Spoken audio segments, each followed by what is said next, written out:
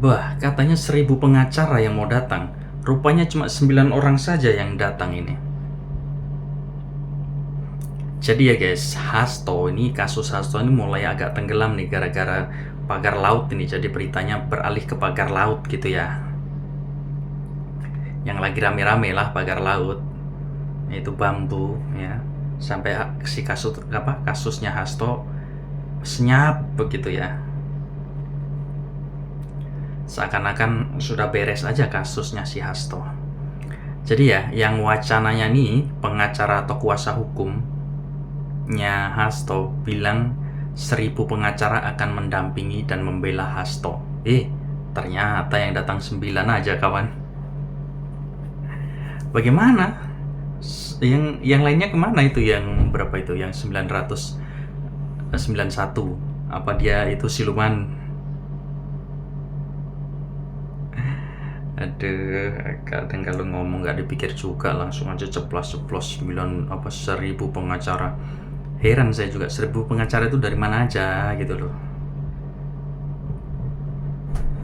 Terus datang ke KPK gimana? Pakai bus apa pakai truk apa pakai apa? Jadi menumunin KPK gitu ya. Itulah ada. Jadi kita langsung aja ini teman-teman, kita bahas sama Opung Parbela dengan kasusnya si Hasto ini semakin hari semakin senyap gara-gara pagar laut. Jangan lupa sampai selesai ikutin ya agar tidak gagal paham. Jadi check it on. Kuperhatikan 3 hari ini, berita di media sosial pagar laut, pagar laut, pagar laut. Gak ada lagi yang tertarik bahas Hasto. Nggak kangen kalian mendengar namanya? Kejamnya. Sekarang saya Dido yang dapat panggung. Dapat panggung nih sampai nyebur-nyebur ke laut. Nyebur ke laut dia kawan-kawan. Aduh, aku ingin bahas Hasto, bisa? Jadi kemarin kan Senin tanggal 21 diadakanlah sidang pra-peradilan. Kan begitu. Tahu enggak kalian? Termohon yaitu ketua KPK nggak datang. Nggak datang. Padahal harusnya datang. Iya kan? Jadi tahu enggak kalian alasan ketua KPK apa? Alasan ketua KPK karena banyak kasus-kasus korupsi yang sedang ditangani. Dan dari pihak PDIP merasa dipermainkan dan mengatakan tolong dulu KPK jangan ulur-ulur waktu. Bilang aja lah begini, secepatnya lah tolong KPK jangan digantung dulu bagaimana statusnya Hasto ini. Gitu bilang ke. Padahal hakim ya kan mengatakan bahwasanya alasannya ya kemungkinan alasan daripada KPK ingin memperlengkapi bukti-bukti yang ada sebagai persiapan untuk persidangan ke depan, kan begitu. Nah, sementara KPK mengatakan katanya masih ada permasalahan korupsi lain yang ditangani, bukan cuma masalah Hasto aja. Sekarang begini, kenapa kalian KPK kenapa kalian dari PDIP tersinggung? Kan kalian yang bilang, emangnya korupsi di Indonesia ini cuma Hasto aja? Kok cuma kami-kami yang dikejar? Ya kan sesuai dengan apa yang kalian katakan, makanya KPK nggak datang sekarang. Karena apa? Karena banyak kasus yang sedang ditangani. Mereka bukan cuma ngurusin masalah Hasto saja. Sakit dipermainkan. Kalau ku bilang sih biar tahu kalian, menurutku ya, Ketua KPK Setio Budianto ataupun juga stafnya bisa saja menghadiri pengadilan pra-peradilan itu, kan begitu ya kan, gampangnya itu. Cuman sekarang kan bicara masalah harga diri, Hasto waktu kemarin pemanggilan sebagai saksi, dia kan mangkir. Sebagai tersangka juga di panggilan pertama mangkir kan?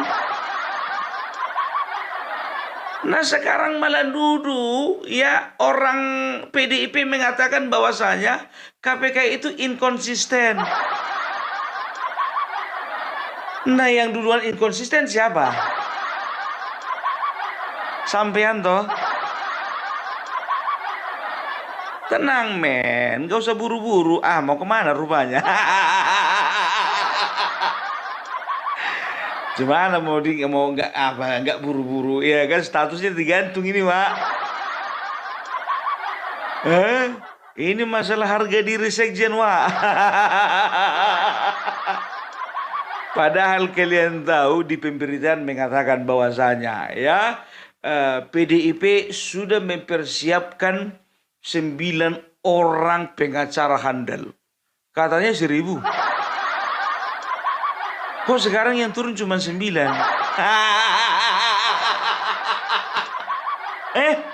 Mana yang lain lagi? Nggak jadi yang 1.000 lagi turun? Nggak ada. Yang 991 lagi mana? Anggohata.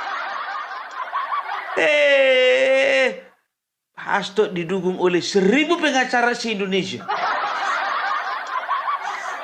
Pengen lihat aku mana 1.000-nya itu. Kemarin begitu juga waktu capres 1.000 pengacara siap untuk mendukung membela 16 Ganjar. Yang sebelah sana 1.000 malaikat soalnya. Terlalu gampang kalian itu mengucapkan 1.000. Tapi yang datang 9. Mana ya? Bikin malu Di pemberitaan juga dikatakan tuh kalian pada sidang pengadilan pra-peradilan 2 pengacara senior turun gunung. Cuman 2 rupanya pengacara senior di sebelah sana.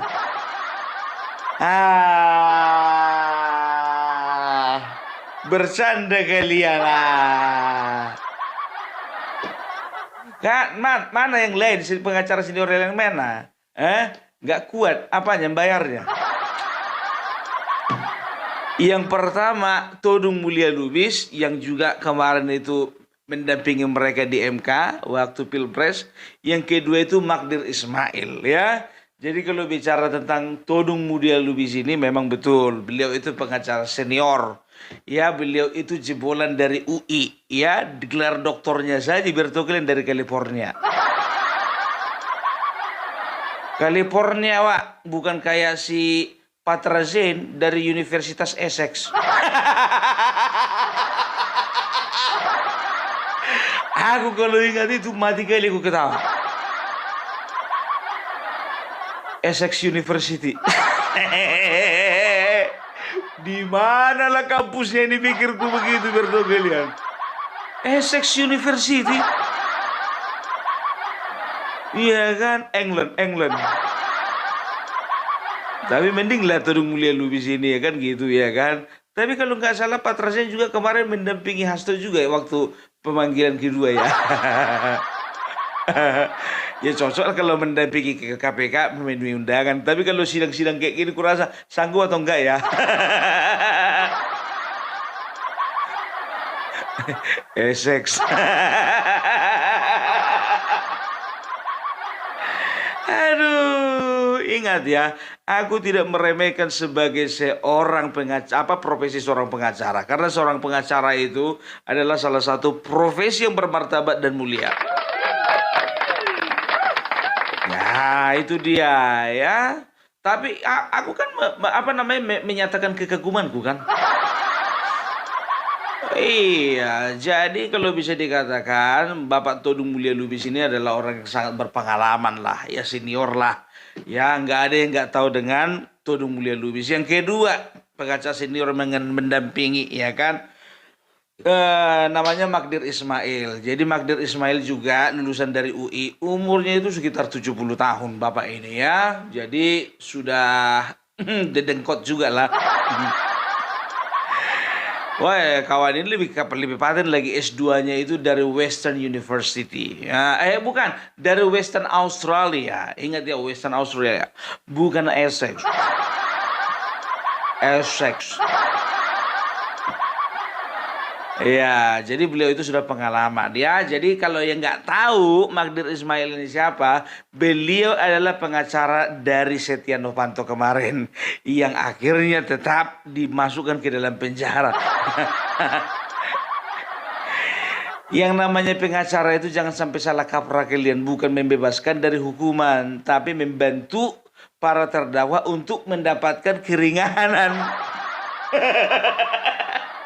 Untung-untung bisa lepas. Kau tahu, kau pun tahu lah.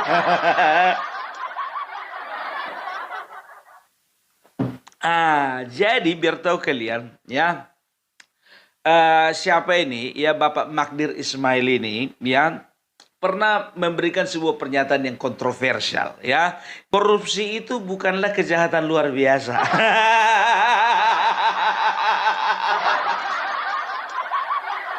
Kok berani kali ngomong gitu, Bung? Aku ngomong pakai data. Menjadi sangat luar biasa oleh karena pejabat negara yang melakukannya. Karena sesungguhnya menurut hukum internasional, ya, penyalahgunaan kebijakan untuk melakukan korupsi bukanlah kejahatan luar biasa. Mantap, Pak. Jadi tahu kami, Pak. Ternyata korupsi itu bukan kejahatan luar biasa. Tepuk tangan dulu untuk Bapak. Coba bayangkan kalian, seorang pengacara berpendapat seperti itu gitu. Padahal coba, sebodoh-bodohnya orang, aku gobloknya aku biar tahu kalian. Tapi kalau bicara tentang apakah korupsi itu membuat suatu masalah besar dalam suatu negara, berani ku bilang iya. Karena apa? Biar tahu kalian ya, korupsi mungkin kalau cuma 100-200 ribu nggak terasa. Kalau sudah nyampe ratusan triliun, ya kan? Pasti ada efeknya. Ya udahlah kalau kayak gitu, pantas lah ya kan. Harvey Muiz kemarin dihukum cuma 6 tahun. Orang bukan kejahatan luar biasa kok. Catat ini. Catat ya. Ingat, yang menyatakan itu adalah kuasa hukum dari PDIP. Jadi jangan coba-coba orang dari PDIP, apalagi yang namanya Adiana Pitupulu dan juga Deddy Sitorus. Coba tolong dulu itu, Harvey Muiz gimana itu? Ratusan triliun tapi cuma 6 tahun. Diskusi dulu kalian bagus-bagus dengan Magdir Ismail.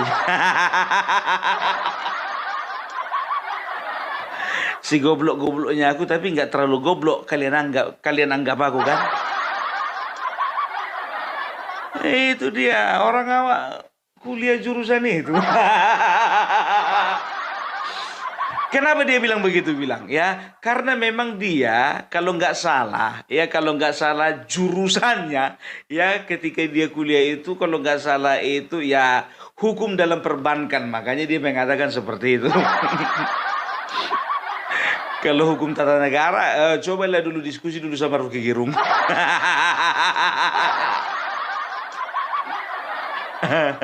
Aduh. Jadi tahu enggak kalian, kita kembali lagi. Kok jadi orang ini kita bahas? Apa pentingnya rupanya dibahas orang ini? Kita lagi bahas si Hasto, kok kuasa hukumnya kita bahas. Nanti lama-lama lagi kita bahas lagi si Roni siapa? Roni Talapesi. Udahlah.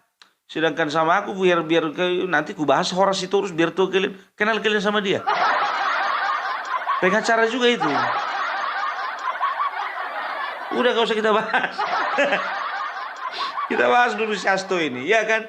Jadi tahu enggak kalian, jujur aja gue bilang, perkara ketua KPK tidak datang ya, KPK tidak datang di dalam sidang pertama dari pra-peradilan tersebut ya, itu bukan berbicara mau atau tidak, mau bisa atau tidak bisa, tapi ini berbicara harga diri, boys. bicara harga diri coba. Masa PDIP, Sekjen PDIP mau suka-sukanya aja? KPK juga bisa dong suka-sukanya. Kalau dibilang katanya masih banyak kasus hukum yang sedang ditangani, jadi bukan cuma Hasto aja yang ditangani, itu sebetulnya pelecehan itu.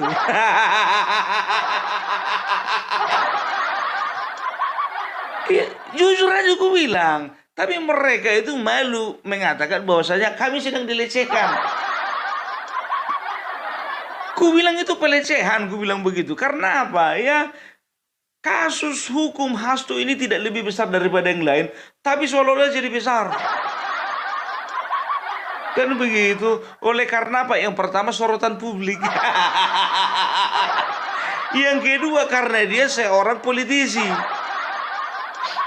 Sebetulnya itu pelecehan.